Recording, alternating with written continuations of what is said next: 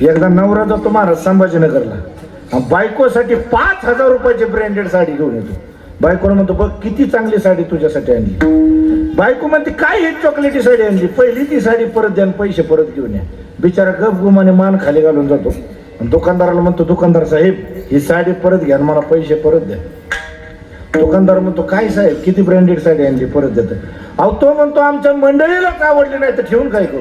आता बघा महाराज एक दिवशी जातो अहिल्यानगरला, बायकोसाठी 10,000 रुपयाचा पुमा कंपनीचा ब्रँडेड बूट घेऊन येतो. बायकोला म्हणतो बघ किती चांगला बूट आणलाय. ती म्हणते काय हा बूट आणलाय, पहिला ते बूट मला परत द्या आणि पैसे परत घेऊन ये. कुठं आता माझ्या वयाला हे बूट शोभत असतो, कुठं आता म्हातारपणात असला बूट शोभत असतो. बिचारा गप गुमाने मान खाली घालून जातो. दुकानदार म्हणतो दुकानदार साहेब हे बूट घ्या आणि मला पैसे परत द्या. आता नीट आहे का. 6 महिन्यानंतर परत त्या दुकानात जातो. दुकानदाराला म्हणतो दुकानदार साहेब बूट विकला काय हो. तो म्हणतो आहे ना साहेब, एवढा ब्रँडेड बूट कोण गेला. तो म्हणतो एक काम करा मला तो बूट परत द्या आणि पैसे परत घ्या. दुकानदार म्हणतो अहो काय तुमची 6 महिन्यापूर्वी तुम्ही माघारी दिला होता, काय तुमच्या बायकोची आवड बदलली काय. तो म्हणतो नाही नाही ह्या वेळेस बायकोच बदलली. विठ्ठल विठ्ठल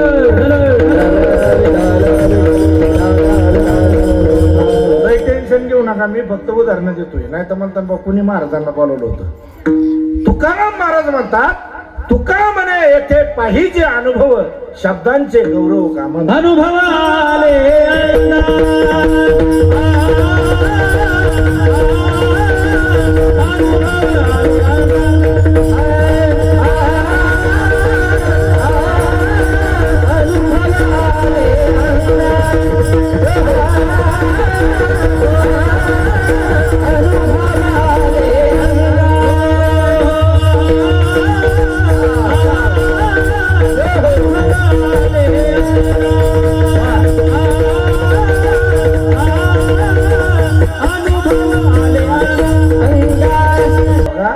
तुकाराम महाराज म्हणतात तुका म्हणे येथे पाहिजे अनुभव शब्दांचे गौरव का म्हणे.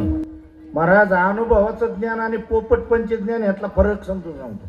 बघा पोपटपंची ज्ञान म्हणजे काय, जेवढं शिकवलं तेवढंच बोलणं. आता नीट आहे का. एका मुलीचं नवीनच लग्न झालेलं असतं महाराज, बिचारी सासरला नांदा निघालेली असते. आई तिला म्हणते मुली आता नवीनच तुझं लग्न झालेलं आहे, सासरला तू नांदा निघालेली आहे. उद्या तुझी सासू तुला ओरडली रागवली काही जरी बोलली तर सासूला एवढंच म्हणायचं अगदी बरोबर आहे आत्या, तुम्ही म्हणताय ते अगदी बरोबर तसंच होईल. बघा एवढंच बिचारीने पाठ केलेलं होतं. नीट आहे का. बघा सासरला नांदा गेल्यानंतर तिला आई म्हणते पुरी तेव्हा स्वयंपाक असा, ती सासू तिला ओरडते. एक दिवशी तिच्याकडून भाजी जरा खारटच होती. नीट आहे का. ती म्हणते भाजी अशी करायची असती का अशी करायची असती. बघा ती काय म्हणते अगदी बरोबर आहे आत्या, तुम्ही म्हणताय ते अगदी बरोबर तसंच होईल. एवढंच बिचारीने पाठ केलेलं. एक दिवशी जरा तिच्याकडून चहा गोड होतो. सासू ओरडती सुनबाई हे चहा असा करायचा असा करायचा असतो. ती म्हणते अगदी बरोबर आहे त्या, तुम्ही म्हणताय ती अगदी बरोबर तसंच होईल. आता नीट आहे का. 6 महिन्यानंतर म्हातारी पडते आजारी. धड तिचा हात सरळ होत नाही, पायी सरळ होत नाही. महाराज म्हातारी अशी ताटून पडलेले आहेत. ती म्हणते होय का सुनबाई. ती म्हणते बोला ना त्या, मला नाही वाटत आता या दुखण्यात मी बरी होईल, मला असं वाटतं विष प्यावं आणि मरून जावं. ती म्हणते अगदी बरोबर आहे आत्या, तुम्ही म्हणताय ते अगदी बरोबर तसं तर. अरे बाबा पण हे तर म्हणायचं नव्हतं ना, ती कुठं काय म्हणायचं ह्याचीच अक्कल नाही अशी फसगत होती. विठ्ठल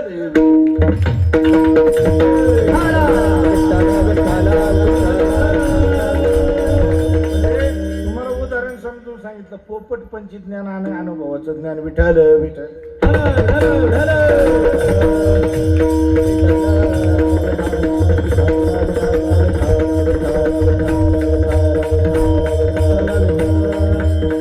बघा दुसरा सावध होण्याचं ठिकाण आणि काळ याला देखील फार महत्व आहे. म्हातारपणामध्ये लोक सावध होतात. मला सांगा म्हातारपणामध्ये सावध होऊन काय फायदा असतो. शरीरामध्ये कस राहिलेला नसतो. आपलं शरीर जर आपल्याला धोका देतं अहो तर लोक तर धोका देणारच. म्हातारपणामध्ये आपलं रक्त बदलतं. आपली मुलं आपल्यावर प्रेम करत नाहीत, ज्यांच्यासाठी आपण तारुण्य खर्च केलं ते. नीट आहे का. जिच्या सुखासाठी आपण रात्रंदिवस कष्ट केलं ती पत्नी देखील म्हातारपणात गोड बोलत नाही. अहो स्त्रियांचं देखील दुर्भाग्य असतं, फक्त पुरुषांचंच म्हातारपण वाईट असतं असं नाही. 25 वर्ष आई आपल्या मुलावर प्रेम करते. 25व्या वर्षी मुलाचं लग्न होतं. आता नीट आहे का, 4 तांदूळ डोक्यावर पडतात. आता तांदळाचा प्रभाव किती मोठा असतो बघा, दुसऱ्या दिवशीपासून त्याचं डोकं बदलतं. म्हणजे तांदूळ डोक्यावर पडल्यानंतर डोकं बदलतं, याला संसार म्हणतात.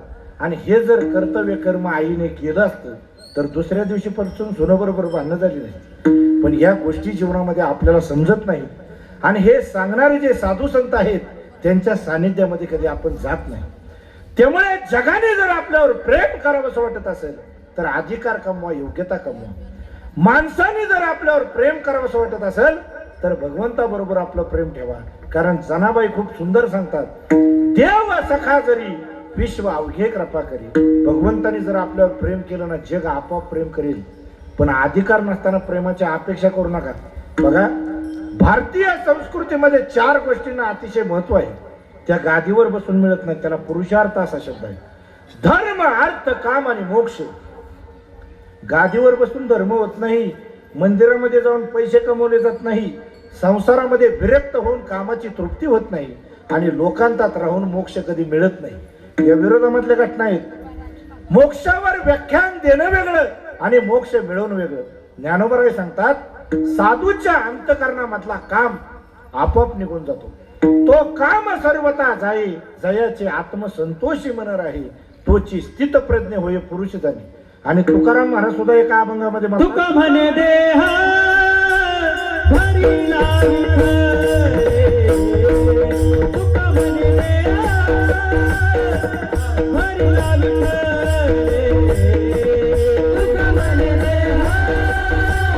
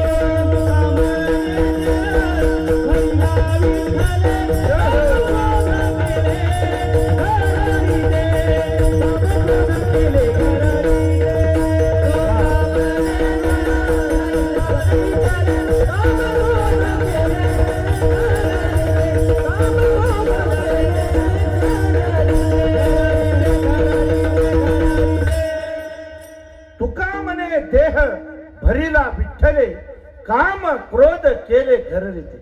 याला म्हणतात मोक्षाच्या दिशेने चालणारं साधन. तुम्ही आम्ही मोक्षावर बोलतो, देवावर बोलतो, पण अज्ञानी लोकांमधले महाराज असतो. बघा, ज्यांनी कधी अध्यात्म ऐकलेलं नाही अशा लोकांना अध्यात्म सांगून आम्ही दार्शनिक होत नाही, आम्ही व्यास होत नाही, आम्ही शंकराचार्य होत नाही, हे सुद्धा तुम्हाला कळत नाही. आणि तुम्ही अशा लोकांकडून मोक्षाची अपेक्षा करता, हा आपल्या जीवनामधला सर्वात मोठा पापाचा उदय आहे. तुकाराम महाराज म्हणतात, देवा तू मला भेट अथवा भेटू नकोस, पण असले साधू संत माझ्या जीवनामध्ये नकोय. म्हणून म्हणतात मी सावध झालो विठ्ठल.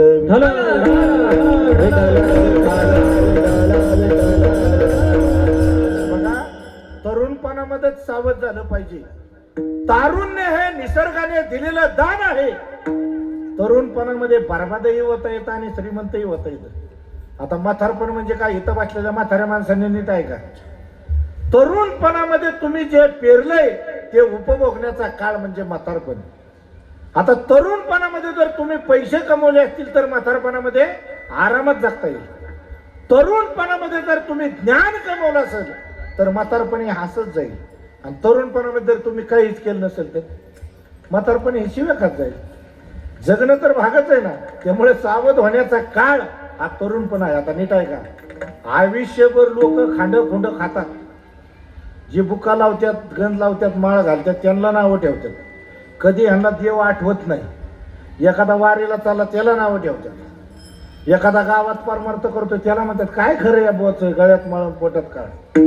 आणि ज्या वेळेस ह्यांना 50-60 नंतर घरात इज्जत राहत नाही तेव्हा ही लोक दिंडीला यायला चालू होतात वारीला. पण एक गोष्ट ध्यानात ठेवा, म्हातारपणी देव आठवून देव तुमचा स्वीकार करत नाही.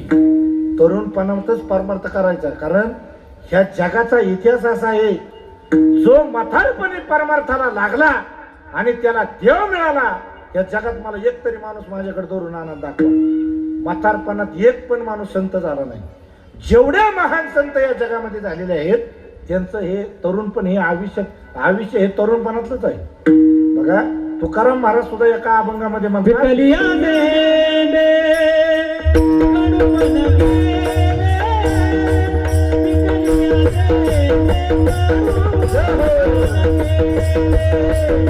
विकलिया मेले कडूपण गेले,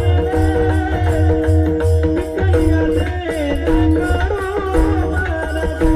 वा वा, विकलिया मेले कडूपण गेले, विकलिया मेले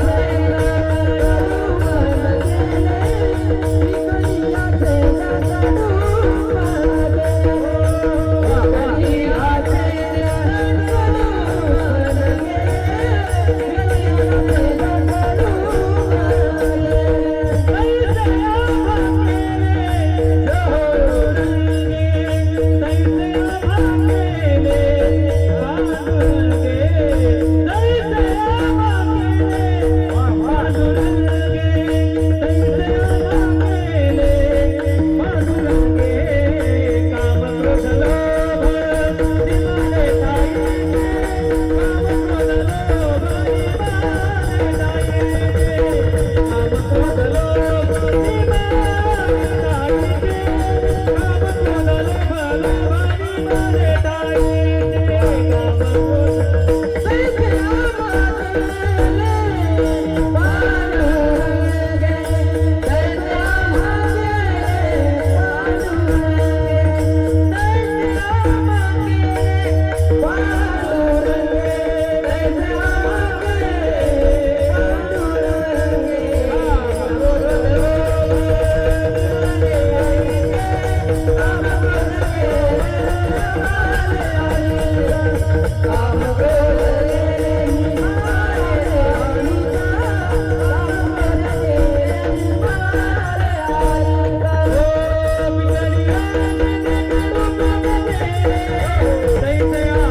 गेले,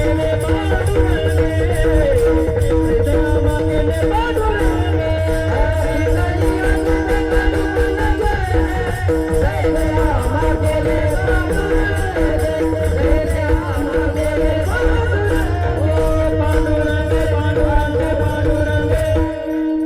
विकलिया मेले कडूपणा गेले तैसे आम्हा केले पांडुरंग. बघा शेंदर जर पिकलं ना तर त्याचा वरचा रंग बदलतो ना आतला कडूपणा निघून जातो. तसं ज्या साधकाने तरुणपणामध्ये परमार्थ केला अज्ञान रूपी आतला कडवटपणा निघून जातो, वरच्या कातडीचा रंग बदलतो, चमक येते, त्याला परमार्थ म्हणतात. अहो तरुणपणामध्ये जे जगाचा स्वभाव आपल्याला समजला पाहिजे, आणि हे सांगणारे फक्त संत असतात. ज्ञानोबराय सांगतात, ज्या जगातील लोकांवर आपण विश्वास ठेवतो त्या लोकांची काय अवस्था आहे. जे लोकींचा चंद्र क्षयरोगी, जेथे उदया होय असता लागी. सूर्याला रोज उगवावं लागतं ना असतो व्हावं लागतं. दुःख लेवणी सुखाची अंगी सळीत जगाती.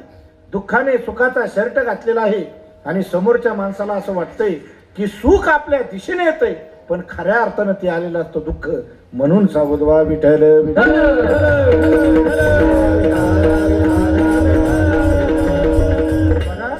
सावध व्हा या शब्दाचा अर्थ एवढाच नाही. परमार्थ करत असताना कधी कधी अपयश येण्याची शक्यता असते.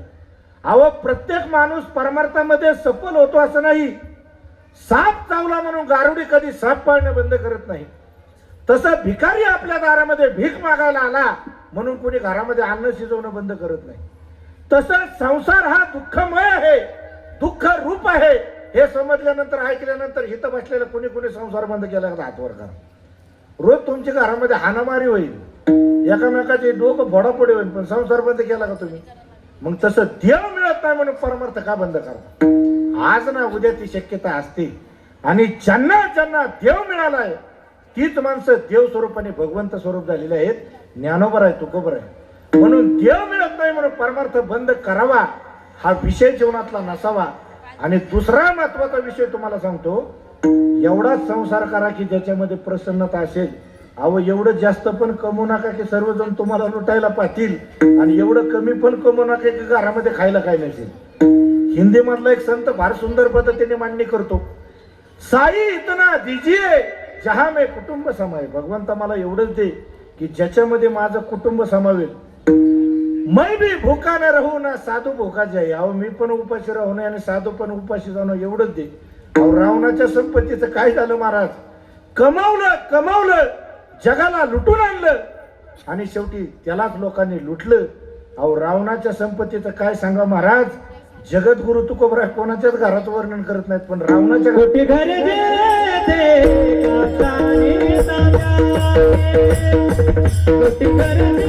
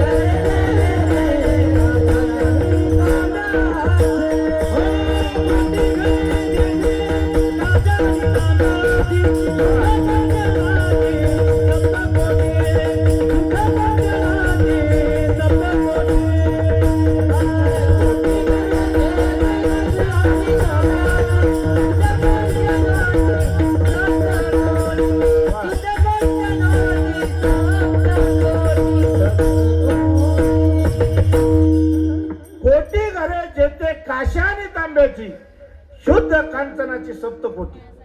अहो सोन्याची घरं होती रावणाची. ज्याची घरं सोन्याची होती त्या रावणाला समाधान मिळालं नाही, आणि तोळा दोन तोळ बोटात घालून कसं समाधान मिळणार आहे आपल्याला? कसं शक्य आहे? त्यामुळे सोनं हे खऱ्या अर्थानं सोनं नाही, तर तारुण्य हे खऱ्या अर्थानं सोनं आहे. ते कुणाच्या पाठीमागं पडण्यात बर्बाद करू नका. रस्त्यावर उभा राहून त्या बर्बाद करू नका.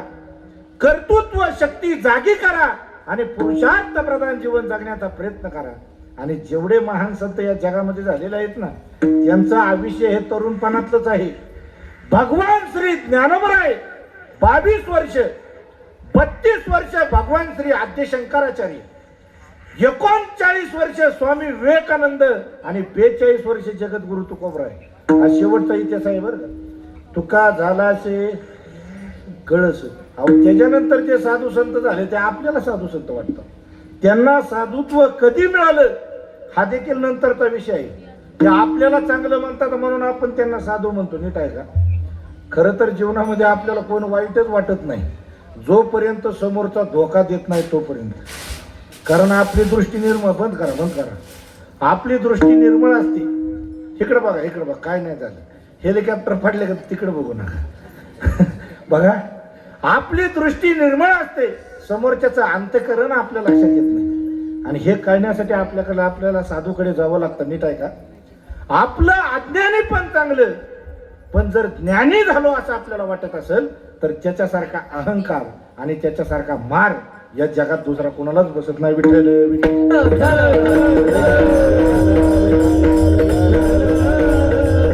आता नीट आहे का? एक आंधळ रोज मंदिराच्या दरवाजावर येऊन भीक मागतो. कोण कुठे भीक मागतं? आहेत का जागे तुम्ही? का निम्मे झोपडे मागले? एक आंधळ कुठं भीक मागत? कुठं? हे तर कीर्तनात येऊन कुठं भीक मागायचं आंधळ?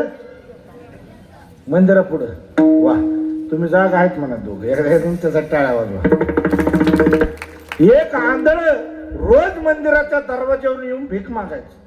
आमोशाच्या रात्री आणि पावसाच्या ढगाळ रात्री ते आंधळ घाबरत घरी निघालं होतं. नीट आहे का? एका साधूला त्याच्यावर दया आली. साधूला असं वाटलं डोळ्याच माणसाला काय दिसत नाही अशी रात्र या बिचाऱ्या आंधळ्याला काय दिसत, म्हणून साधून त्याला कंदील दिला. कुणाला कंदील दिला? काय कळलं का नाही? मागले तर काय त्यांचं म्हणजे त्यांना काय मिळतच नाही. ती कुणाला कंदील दिला? आंधळ्याला. काय कळलं तुला? त्यांना काय कळलं नाही. कुणाला कंदील दिला? आंधळ्याला. ज्याला दिसत नाही त्याला कंदील दिलाय. बघा आता तुम्हाला जसं हसू आलं तसं त्या आंधळ्याला हसू आलं. आंधळा म्हणाला कंदील रात्र जरी भयंकर असली किंवा साधी असली तरी मला या कंदिलाचा काय उपयोग आहे? मी आंधळा आहे. बघा साधू म्हणाला अरे बाबा माझ्यावर तरी विश्वास ठेव, मी साधू आहे म्हणून. मला माहित आहे रात्र जरी भयंकर असली किंवा साधी असली तरी तुला या कंदिलाचा काही उपयोग नाही, पण दुसरा माणूस तुला येऊन धडकू नये म्हणून मी तुला हा कंदील दिलाय. आता बघा रोज खाली मान घालून जाणारा आंधळ ताई गप्पा कीर्तन झालं तुला 2 तास इथं देऊ आपण निवण गप्पा आण.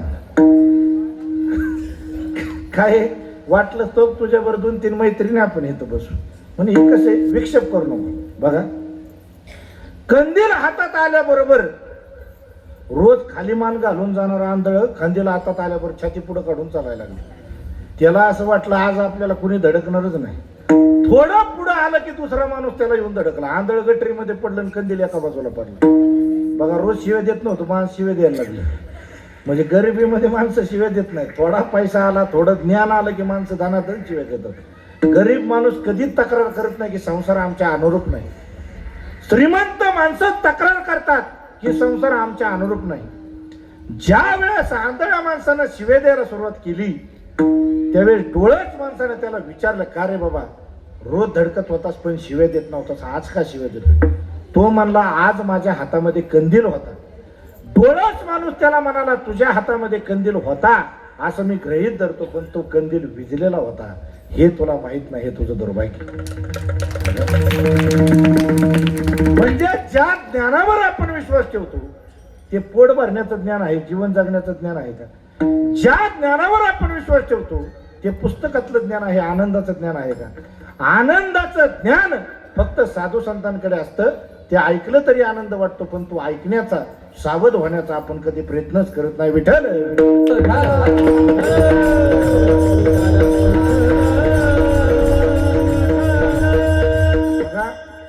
24 गुरूंपैकी श्री दत्तगुरूंच्या जीवनातला हा सुंदर प्रसंग आहे. नीट आहे का? एका पक्षाच्या तोंडामध्ये मासाचा तुकडा होता. सगळे पक्षी त्याच्यावर तुटून पडतात त्या पक्षाच्या लक्षात येतं हे सगळे पक्षी माझे मित्र होते, पण तुकडा आल्याबरोबर माझ्यावर तुटून पडले बघा. आणि तो पक्षी झाडावर जाऊन उडून गेला आणि त्यांच्याकडे पाहून माझ्या बघायला लागला.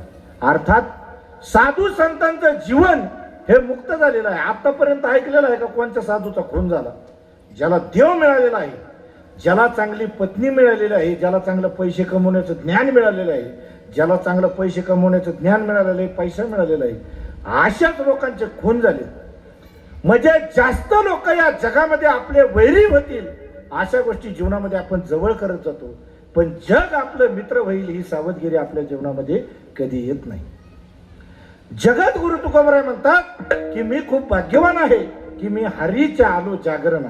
जिथं साधू संतांचं सानिध्य असतं तिथं हरीचं जागरण असतं आणि तिथं जो माणूस साधूच्या सहवासात येतो बघा, त्याच्यासारखा भाग्यवान माणूस या जगात दुसरा कोण ठरत नाही. त्याच्यावर माणसंच काय जनावर देखील प्रेम करायला लागतात. विठ्ठल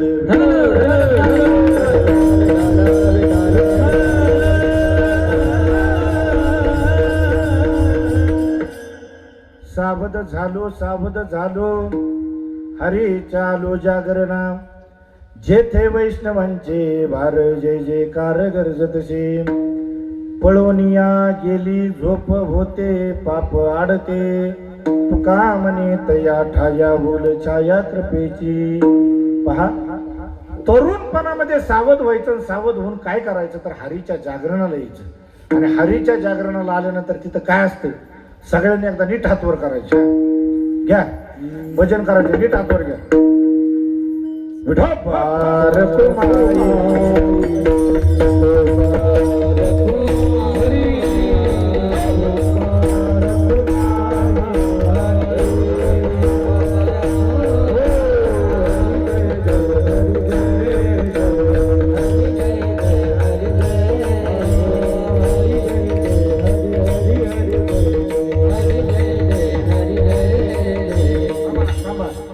मागल्याला काय हाताला काय पोलिओ झाला काय? नीट हातवर घ्या. काय कवायत चालू आहेत का आपले? हा बाय जण असे करतात. हा नीट घेतलं म्हणलं परत असे करतात नीट. हा जर हात नीटवर नाही घेतले तर महाराज सकाळपर्यंत कीर्तन चालू ठेवून उद्या बघू तारखेच एखादं इकडून पाठवून देऊ. नीट हातवर घ्या. हा ठोकबार कुमार